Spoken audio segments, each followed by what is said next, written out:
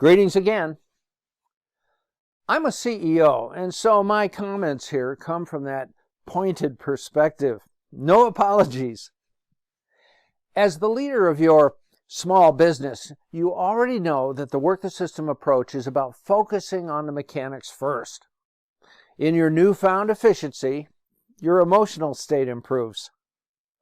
If you are a somewhat hard-nosed CEO like me, you understand that feeling good about oneself doesn't come about by wishing it so or by navel-gazing. It comes about by building your business machine with an assertive, hands-on approach driven by a singular primary goal: freedom. The opposite of freedom is chaos, and always a very bad thing. Consider politics. If a political leader is not relentlessly aiming to increase the welfare of the constituency, but is instead wafting around willy-nilly with every breeze that blows, that leader and that constituency will suffer. And unless the elections are rigged, that political leader is going down in the next election. For a business owner, it's the same formula. If the primary goal, great value for the constituency, takes a back seat to some secondary goal, kiss that business goodbye. You and I don't have the luxury of rigging elections or sitting back and levying taxes. For us, it's tooth and nail. Notwithstanding all that, this is just simple mechanics. As I stressed in last week's video, and throughout my book for that matter, if there is to be success, all subsystems must be precisely aimed at the ultimate goal of the primary system, which is to serve the needs of the constituency better than competitors, and therefore to generate that positive bottom line. That is a non-arguable fact of life, no matter the constituency, a nation, a business, or an individual life.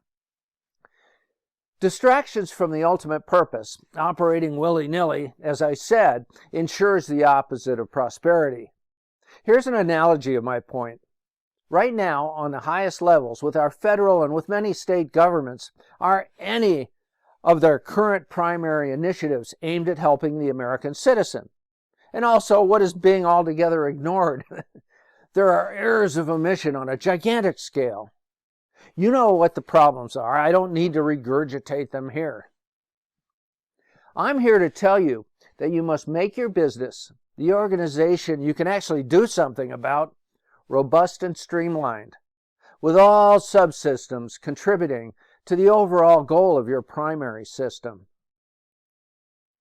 Start with your written strategic objective that will give you a precise direction. It's all in my book.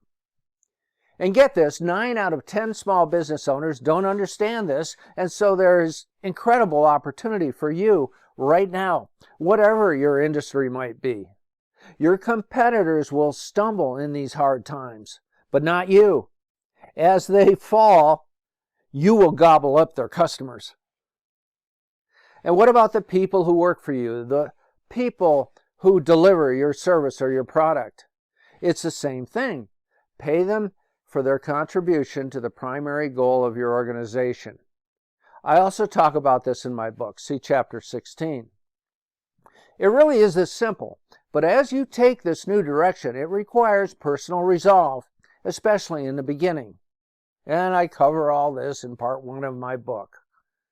And so, it's no good to just sit there hoping things will turn out okay.